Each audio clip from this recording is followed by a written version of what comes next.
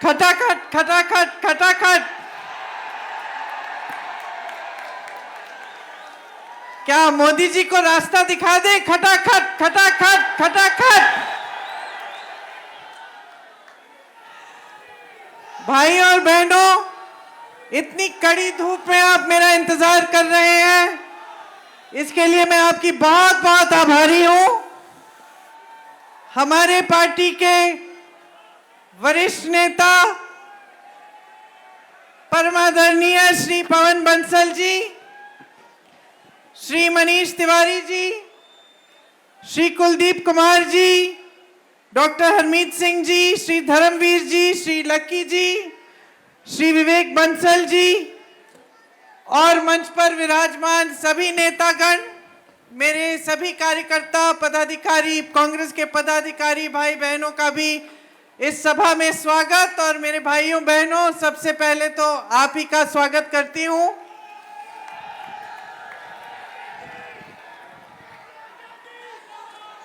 ये वो शहर है जिसको पंडित नेहरू जी ने एक बार लोकतंत्र का प्रतीक कहा था।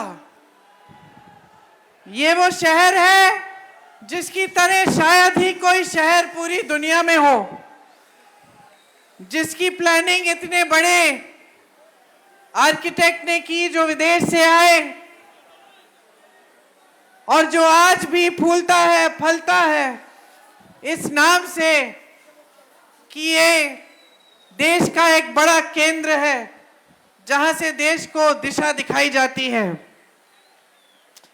देखिए, मनीष जी ने कहा कि मैं राष्ट्रीय मुद्दों पर आपसे बात करूंगी, तो मुझे बताइए आज सबसे बड़ा मुद्दा कौन सा है? बेरोजगारी। आप में से कितने लोग बेरोजगार हैं? सभी बेरोजगार। कितने लोग शिक्षित हैं? सब शिक्षित हैं। ये मोदी जी का कार्यकाल है। मोदी जी के मुंह से आपने बेरोजगारी शब्द सुना है पिछले 3 महीनों में? क्या कहते हैं मोदी जी बेरोजगारी के बारे में? क्या सफाई देते हैं कि इनके 10 सालों के कार्यकाल में आज देश में सबसे ज्यादा बेरोजगारी है। 45 सालों में इतनी बेरोजगारी नहीं रही। 70 करोड़ नौजवान बेरोजगार हैं हमारे देश में। और भाइयों और बहनों, 30 लाख सरकारी पद खाली पड़े हैं। मोदी जी किस लिए खाली रखे हुए हैं ये उन्हीं से पूछिए, क्योंकि अदानी जी और अंबानी जी तो सिर्फ 2 लोग हैं, 30 लाख पद तो नहीं भर सकते। तो किसके लिए खाली रखे हैं ये पूछिए मोदी जी से। अदानी तो सिर्फ एक है, 30 लाख पद खाली हैं। अंधभक्तों के लिए भी अगर भर लेते अंधभक्तों से तब भी अच्छा होता। लेकिन भाई साहब, आज तो अंधभक्त भी बेचारे बेरोजगार हैं।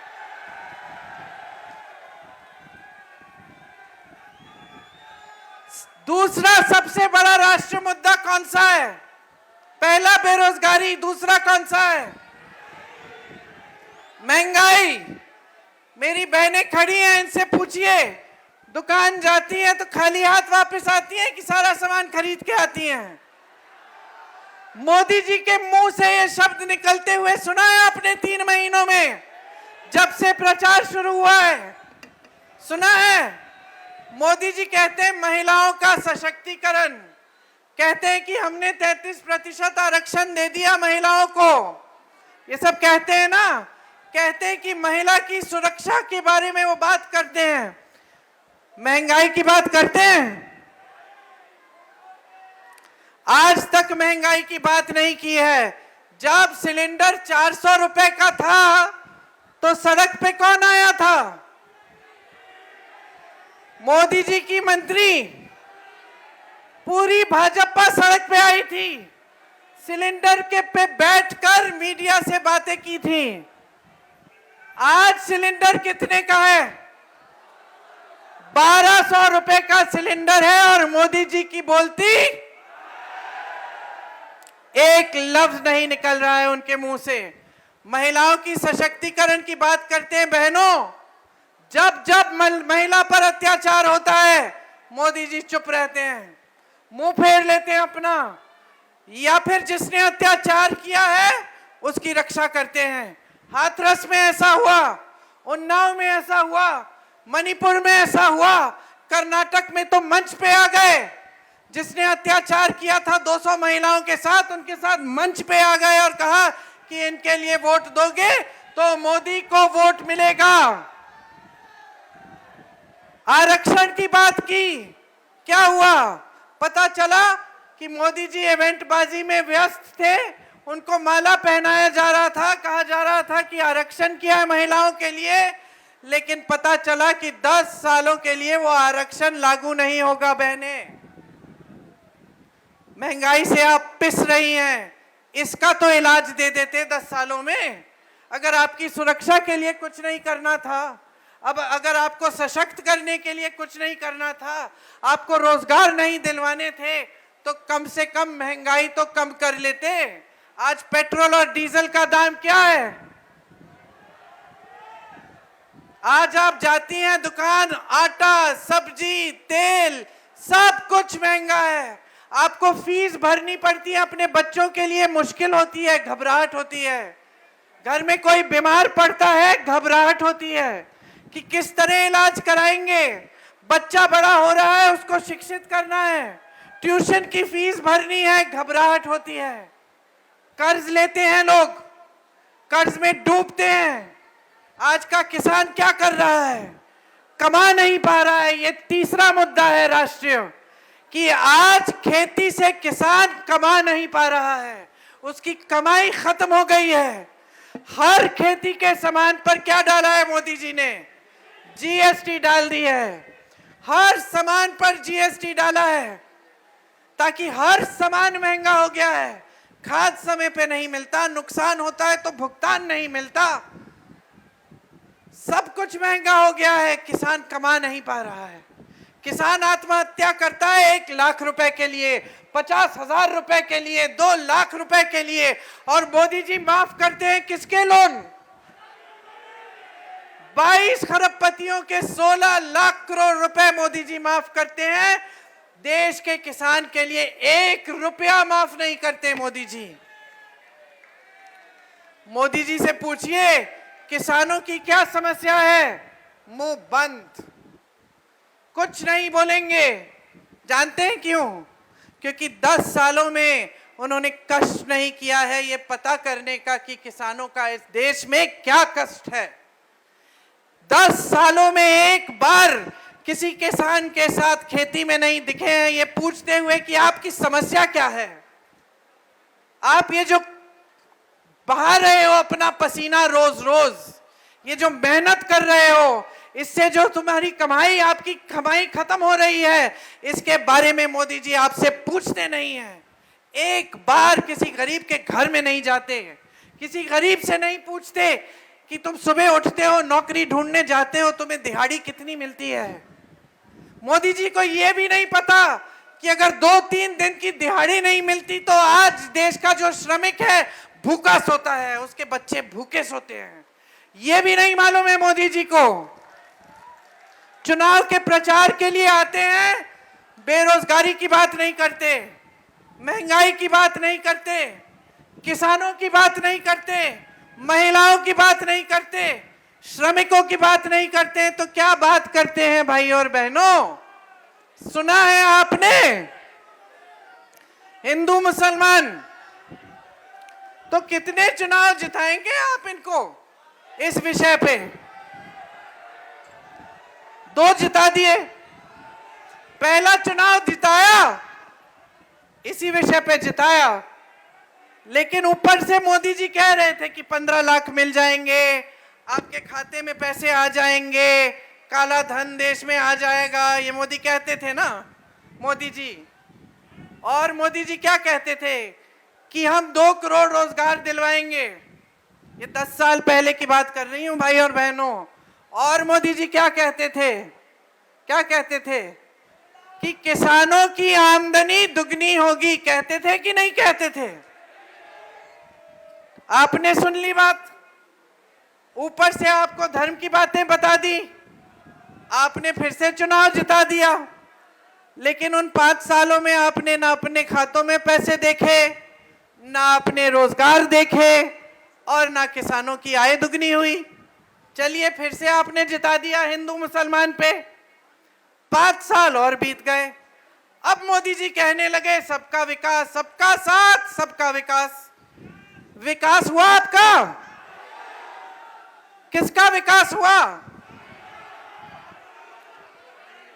मोदी जी के खरबपति मित्रों का विकास हुआ। और एक और बात बता देती हूं, आपका विकास नहीं हुआ, आपकी तरक्की नहीं हुई, लेकिन भाजपा दुनिया की सबसे अमीर पार्टी बन गई इन 5 सालों में। समझ रहे हैं? तो 2 चुनाव तो आपने हिंदू मुसलमान पे इनको जिता दिया। ऊपर से जो बड़ी बड़ी बातें की इन्होंने वो खुद ही भूल गए। आप तो भूल ही गए, वो तो खुद ही भूल गए, है कि नहीं? अब तीसरा चुनाव आया है भाइयों और बहनों, क्या मन बनाया है?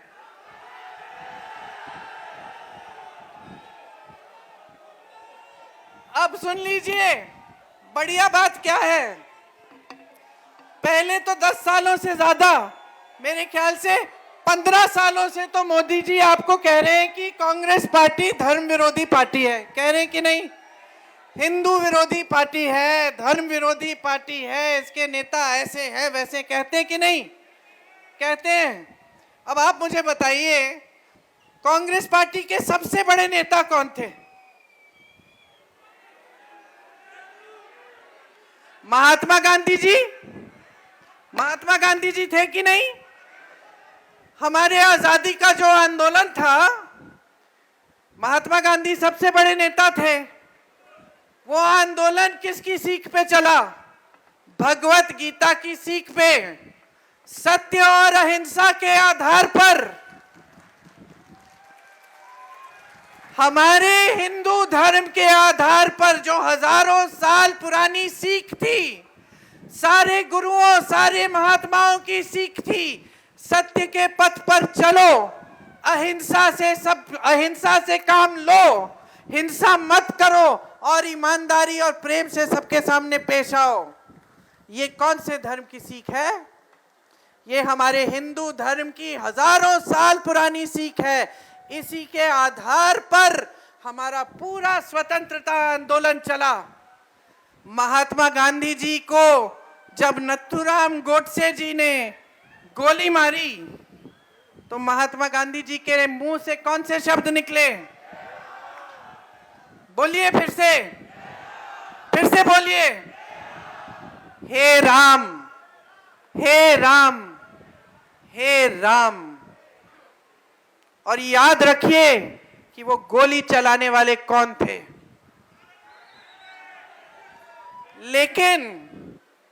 लेकिन असली बात तो ये है भाई और बहनों कि मोदी जी ने खुद पिछले हफ्ते एक इंटरव्यू दिया, और उस इंटरव्यू में क्या बोल गए? वाराणसी गए थे अपने संसदीय क्षेत्र में, कभी कभी जाना होता है, कभी कभी। फिक्र मत करिए, वहां भी किसी के गरीब के घर में नहीं गए, वहां भी किसी गांव में नहीं गए। हाँ, फोटो खिंचवाने अच्छी साफ सुथरी जगह में गए हैं, जहां बाकी लोग नहीं घुस पाए। साफ सुथरी जगह में इंटरव्यू देने गए। क्या बोला मोदी जी ने? मोदी जी ने ये बहुत अनोखी बात बोली कि अगर मैं हिंदू मुसलमान करता तो मैं प्रधानमंत्री पद के लायक नहीं होता। ये मोदी जी ने बात कही है। आपने तो 2 चुनाव में इसी आधार पर वोट डाल दिया मोदी जी को। अब मोदी जी 10 साल बाद खंडन कर रहे हैं कि भाई ये मेरी विचारधारा ही नहीं है, ये मेरी राजनीति ही नहीं है, ये मेरी नीतियां ही नहीं है। खुद खंडन कर डाला। अरे खुद अपने मुंह से कह डाले कि मैं प्रधानमंत्री बनने के लायक ही नहीं हूं, अपने मुंह से कह डाले। और सुनिए भाई और बहनों, कहानी खत्म नहीं हुई है। अगले दिन मोदी जी प्रचार के लिए निकले। अगले दिन क्या कहते हैं? हिंदू मुसलमान, हिंदू मुसलमान, हिंदू मुसलमान। तो देख लीजिए, मैंने आपसे पूछा कि मोदी जी से के मुंह से क्या लफ्ज निकलते हैं, आपने कहा हिंदू मुसलमान। ठीक है, तो इसको मैंने आपको ये बात समझा दी। दूसरी बात क्या निकलती है मोदी जी के मुंह से आजकल, कि सावधान रहिए, ये कांग्रेस पार्टी का जो घोषणा पत्र है ये बहुत खतरनाक है। इसमें ऐसी ऐसी चीजें लिखी हैं कि कांग्रेस पार्टी एक एक्सरे की मशीन लेकर आपके घरों में घुसेगी और उस एक्सरे मशीन से आपके मंगलसूत्र ढूंढेगी और उनको चुरा लेगी। ये हमारे देश के परम आदरणीय प्रधानमंत्री श्री नरेंद्र मोदी जी अपने मुंह से बातें कह रहे हैं। अब मैं आपसे पूछना चाहती हूं कि कोई ऐसी एक्सरे मशीन है जो मंगलसूत्र ढूंढ के निकालती है? इस दुनिया में है? ऐसी बनी है कोई एक्सरे की मशीन? फिर मोदी जी कहीं और गए, गुजरात, और वहां एक और बात बोल गए कि सावधान रहिए, अगर आपके 2 घर हैं तो कांग्रेस पार्टी एक घर छीन लेगी। अगर आपकी 2 गाड़ियां हैं तो कांग्रेस पार्टी के नेता आकर एक गाड़ी छीन लेंगे। और अगर आपकी 2 भैंसें हैं, किसकी भैंस है? यहां किसी की भैंस है तो पकड़ लो, क्योंकि मैं आ गई हूं। उन्होंने कहा कि अगर किसी की 2 भैंसें हैं तो कांग्रेस पार्टी के नेता आकर एक भैंस चुरा लेंगे। अब बताइए, देश की जनता जूझ रही है, किसान कमा नहीं पा रहा है, नौजवान रोजगार नहीं पा रहा है, महंगाई से मेरी बहन परेशान है, रो रही है, गैस का सिलेंडर क्या कुछ नहीं मिल रहा है। और मोदी जी चुनावी मंच पर आकर भैंस, मंगलसूत्र चुराने वाली बातें, हिंदू मुसलमान की बातें कर रहे हैं। ये हमारे देश के प्रधानमंत्री जी हैं जिन्होंने कल बिहार में ऐसा बयान दे डाला कि हम लोगों को, जो उनके विरोधी हैं, हमें शर्म आई कि हमारे देश के प्रधानमंत्री ऐसी ऐसी बातें कर रहे हैं। क्या बोला? हाँ, ये मैं नहीं बोलूंगी, लेकिन आप जानते हैं कि क्या बोला। आप जानते हैं कि क्या बोला। और हम हंसी मजाक कर रहे हैं, लेकिन कितनी गंभीर बात है। इस पद को किसने संभाला? जवाहरलाल नेहरू, इंदिरा गांधी जैसी शहीद, लाल बहादुर शास्त्री, मनमोहन सिंह जी, जिन्होंने इस देश की अर्थव्यवस्था को एकदम पूरी तरह से सक्षम बनाया, राजीव गांधी जी जो इस देश के लिए शहीद हुए। मैं तो कहती हूं कि कोई भी प्रधानमंत्री रहा हो, किसी भी पार्टी का रहा हो, किसी ने इस पद की गरिमा, इस पद की मर्यादा को इस तरह नहीं तोड़ा। किसी ने इतनी स्तरहीन बातें नहीं की जिस तरह से आज की जा रही हैं। और दुख की बात पता है क्या? सबसे बड़ी दुख की बात यह है कि हम सब देशवासी हैं, हम सब के प्रतिनिधि हैं मोदी जी। चाहे हम उनको वोट दें ना दें, चाहे हम कांग्रेस के हों, कहीं के हों, मोदी जी हम सब के प्रतिनिधि इसलिए हैं क्योंकि हमारे प्रधानमंत्री हैं। हमारी समाज की एक गरिमा है, हमारे देश की एक बहुत पुरानी परंपरा है, हमारे धर्म ने सिखाई, सभी धर्मों ने सिखाई, जितने भी धर्म हमारे देश में हैं सभी ने सिखाए। एक बोलने का तरीका होता है, एक आंखों की शर्म होती है, लेकिन मोदी जी किसी चीज की परवाह न करते हुए सिर्फ सत्ता के लिए कुछ भी करने को राजी हो गए हैं। और हम सब देशवासी हैं, हम सब देखकर चौंक रहे हैं कि कितना स्तर गिराएंगे, इस पद की कितना स्तर गिराएंगे। ये उचित नहीं है बहनों और भाइयों। जो इन्होंने 10 सालों में किया है हमारे देश में, ये सही नहीं है भाइयों और बहनों। हमारे लोकतंत्र को हर तरह से कमजोर किया है। जहां आपने प्रदेश की सरकार बनाई, जो भाजपा की नहीं थी, वहां पैसे खिला खिला के, घूस दे देकर विधायकों को खरीद के सरकार बदलवाई। खुलेआम किया ये काम, मीडिया ने वाह वाह किया उनका, जनता देखती रही। जनता ने चुना किसी को तो था, सरकार आई किसी और की। मोदी जी को शर्म नहीं आई कि लोकतंत्र का इस तरह से उल्लंघन हो रहा है। न्यायपालिकाओं को कमजोर करने का काम किया, दबाव डाला जजों पर, न्यायाधीशों पर। शर्म नहीं आई उनको। ये मीडिया के मेरे सारे दोस्त यहाँ हैं, खरबपतियों ने सारे मीडिया के चैनल खरीद लिए। आपने आंदोलन किया, किसान आंदोलन हुआ, मीडिया के जरिए मोदी जी और उनके सारे नेताओं ने किसानों को कैसी कैसी बातें, क्या देशद्रोही का दर्जा दिया, आतंकवादी का दर्जा दिया किसानों को, और देश चुप रहा।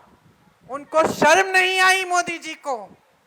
महिलाओं पर मैंने कहा अत्याचार हुआ, उनकी सरकार, उनके प्रशासन ने अत्याचारियों की रक्षा की, मोदी जी को शर्म नहीं आई। और आज 10 साल बीत गए हैं। जो सेना में शहीद होने के लिए तैयार होते थे, जिन बच्चों को मैंने अपनी आंखों से देखा है उत्तर प्रदेश की गांव में, यहाँ पंजाब में भी, हिमाचल में, हरियाणा में, उत्तराखंड में दौड़ लगाते हुए 3 बजे 4 बजे सुबह, क्योंकि कहते थे हमें सेना में भर्ती होना है, हमें अपने परिवारों का देखभाल करना है, हम इस देश के लिए शहीद होने के लिए तैयार हैं। उनका जज्बा भी नहीं समझ पाए मोदी जी, फिर भी उनको शर्म नहीं आए। वो अग्निवीर जैसी स्कीम लाए कि 4 साल सेना में भर्ती हो, वापस घर आओ और फिर से बेरोजगार हो, और अगर शहीद हो जाओगे इस देश के लिए तो शहीद का दर्जा भी नहीं मिलेगा, आपके माँ बाप को पेंशन भी नहीं मिलेगा शहादत का। ये लाए मोदी जी तोहफा इनके लिए, इस देश के नौजवानों के लिए। तो हर स्तर पर नाकामयाब रहे हैं। शर्म आनी चाहिए इनको कि आज आपके सामने आकर इस तरह से बहकी बातें कर रहे हैं, आपके ध्यान को भटकाने की कोशिश कर रहे हैं, आपको ये कहने की कोशिश कर रहे हैं कि तीसरी बार धर्म के आधार पर इनको सत्ता दे दो। कौन से भगवान कहते हैं, मैं पूछना चाहती हूं, कौन से भगवान कहते हैं कि आपको किसी पार्टी को वोट देना है? इस देश में जितने भी धर्म हैं, हिंदू धर्म से शुरुआत है, हिंदू धर्म, सिख धर्म, मुसलमान धर्म, सारे धर्म इस देश में जितने भी धर्म हैं, सभी एक बात कहते हैं, ईमानदारी से अपना जीवन जियो, सत्य के पथ पर चलो, एक दूसरे से प्रेम की भावना रखो, इस देश को एकजुट रखो। ये सभी धर्म कहते हैं, सभी धर्म कहते हैं, सभी भगवानों ने कहा, सभी महात्माओं ने कहा। किसी भगवान ने नहीं कहा कि भाजपा को वोट दीजिए, कमल पे बटन दबाइए। और आज अगर भगवान आपके सामने उतर जाते, तो किसी भी धर्म के भगवान होते तो वो यही कहते कि अपनी सच्चाई पर उतरो, जागरूक बनो, इस देश की जनता हो, ये देश तुम्हारा है, इस धरती में तुम्हारा खून है, तुम्हारा पसीना है, तुम्हारे पूर्वजों की शहादत है। जागो, यही कहते भगवान आपको कि जागो, पहचानो, जो तुम्हारे लिए काम करता है उसे पहचानो, जिसके दिल में तुम्हारे लिए हमदर्दी है उसे पहचानो, जो 4000 किलोमीटर पैदल चल के दिखाता है तुम्हारी समस्याओं को सुनने के लिए, उसे देखो। और भगवान यही कहते कि आपके सामने जो झूठों की कतार लगा देते हैं, जो झूठ पे झूठ बोलते हैं, जो आपको झूठे वादे बताते हैं, जो एक वादे पे अटल नहीं रहते, एक वादे पर खरे नहीं उतरते, उनको भी पहचानो। आज कोई भगवान आपके सामने आते तो वो यही कहते कि देशवासियों, तुम्हारी सच्चाई यही है कि महंगाई से तुम मर रहे हो, तुम्हारी सच्चाई ये ही है कि तुम खेती में सुबह से शाम तक मेहनत करते हो, तुम्हें कुछ नहीं मिलता। कहते देशवासियों, तुम्हारी सच्चाई यही है कि तुम शिक्षित हो, बीएससी पास हो, बीटेक पास हो, एमएससी पास हो, तुम्हें रोजगार नहीं मिल रहा। कि तुम महिला हो, तुम्हें कहीं सुरक्षा नहीं मिल रही, तुम्हें सक्षम बनाने की कोई योजना नहीं है, तुम्हें घबराहट हो रही है कि तुम्हारे बच्चे बड़े होकर क्या करेंगे जब रोजगार ही नहीं है। यही सच्चाई भगवान आपको दिखाते और भगवान कहते कि अपने विवेक को इस्तेमाल करो, जागरूक बनो, जो पार्टी तुम्हारी बात करती है उसको पहचानो। तुम्हारी सच्चाई क्या है, वही देश की सच्चाई है। ये टीवी पे दिखने वाली सच्चाई नहीं है, ये बड़े बड़े इवेंट नहीं है, ये जो दुनिया भर से प्रधानमंत्री और राष्ट्रपति आकर मोदी जी की तारीफ हर रोज करते हैं, ये आपकी सच्चाई नहीं है। सच्चाई वही है जो आप जान रहे हैं सुबह से शाम तक। उस सच्चाई पर उतरो। आज कांग्रेस पार्टी आपके सामने, कांग्रेस पार्टी के एक एक नेता आपके सामने आकर आप ही के काम की बात करते हैं। हमारी गारंटी है, और हम गारंटी क्यों कहते हैं इन्हें, क्योंकि जहां जहां हमारी प्रदेश की सरकारें हैं वहां हम करके दिखा रहे हैं। कर्नाटका और तेलंगाना में मेरी बहनों, हर गरीब परिवार की सबसे बड़ी महिला के खातों में आज 2000 रुपए हर महीने जा रहे हैं। और कांग्रेस पार्टी कह रही है कि केंद्र में हमारी सरकार बनेगी तो 8500 रुपए हर महीने आपके खातों में भी डाले जाएंगे। हम कह रहे हैं कि महिलाओं को सक्षम करने के लिए, आत्मनिर्भर बनाने के लिए सरकारी पद जितने भी हैं उनमें से 50% महिलाओं को जाएंगे। हम कह रहे हैं कि हमारे नौजवान भाइयों और बहनों, आप स्नातक पास हो तो आपके लिए 1 साल की अप्रेंटिसशिप का प्रोग्राम लाएंगे, जिसमें आपको कम से कम सालाना 1 लाख रुपए की कमाई होगी और आपका हुनर बढ़ाया जाएगा। हम कह रहे हैं कि 5000 करोड़ रुपए का फंड लाएंगे, जिससे आप अगर अपना कारोबार, अपना बिजनेस शुरू करना चाहते हैं तो आपको सुविधा मिलेगी। ये जो 30 लाख पद मोदी जी ने शायद अंबानी जी और अडानी जी के लिए खाली रखे हैं, ये हम भर के दिखाएंगे आपको। कांग्रेस पार्टी ने जहां जहां सरकार बनी वहां वहां किसानों के कर्ज माफ करने का काम किया। हम कह रहे हैं कि किसानों के कर्ज माफ करने के लिए एक स्थायी आयोग बनाएंगे, ताकि जब जब आप संकट में हैं तब तब आप उस सुविधा का इस्तेमाल कर पाएंगे। खेती के हर सामान से जीएसटी हटा देंगे ताकि हर खेती का सामान सस्ता हो। आपका जो नुकसान का भुगतान है वो 1 महीने के अंदर अंदर देकर आपको पूरा भुगतान देकर दिखाएंगे। न्यूनतम समर्थन मूल्य आपका कानूनी अधिकार बनाएंगे। मोदी जी आए उसके बाद या योगी जी आए, वो मजबूर हो जाएंगे कि आपकी उपज के लिए न्यूनतम समर्थन मूल्य देना पड़ेगा। जिस तरह से हमने उन्हें मजबूर किया कि आपको आज राशन दे रहे हैं, कानून लाए थे हम भोजन के अधिकार का कानून, जिसके तहत ये कानूनी अधिकार बन गया था गरीब परिवारों का कि कोई भी सरकार आए तो आपको राशन देना पड़ेगा। इसलिए मोदी जी आपको 5 किलो राशन दिलवाते हैं। ये अलग बात है कि उस पर उन्होंने अपनी फोटो चेप दी और ये कह दिया कि उन्हीं की स्कीम है, लेकिन ये उनकी स्कीम नहीं, उनकी मजबूरी है बहनों। इसी तरह से श्रमिकों के लिए हमने तय किया है कि पूरे देश भर में 400 रुपए से कम दिहाड़ी कोई नहीं दे पाएगा। ये कानून बनेगा। जैसे हम गांव में मनरेगा लाए और मोदी जी ने उसको कमजोर किया, हम मनरेगा, गांव वाले मनरेगा को मजबूत करेंगे और शहरों में मनरेगा लाएंगे जैसी स्कीम लाएंगे, जिससे 100 दिन का रोजगार शहरों में भी पक्का मिलेगा। तो अब बताइए आपकी काम की बात कौन करता है? आपकी काम की बात कांग्रेस पार्टी शुरू से कर रही है। और भाइयों और बहनों, खोखली बात नहीं है ये, क्योंकि हम हर जहां जहां हमारे प्रदेश के सरकार है, हम काम करके दिखा रहे हैं। किसी से भी पूछ लीजिए, कर्नाटका में पूछिए, हिमाचल में पूछिए, ओपीएस हिमाचल में लागू है, तेलंगाना में पूछिए, जो गारंटी दी थी उनको पूरा करने का काम इन सारी जगहों में शुरू हुआ है। तो अब आप तय करिए, आपको कैसी सरकार चाहिए, आपको कैसे प्रधानमंत्री चाहिए,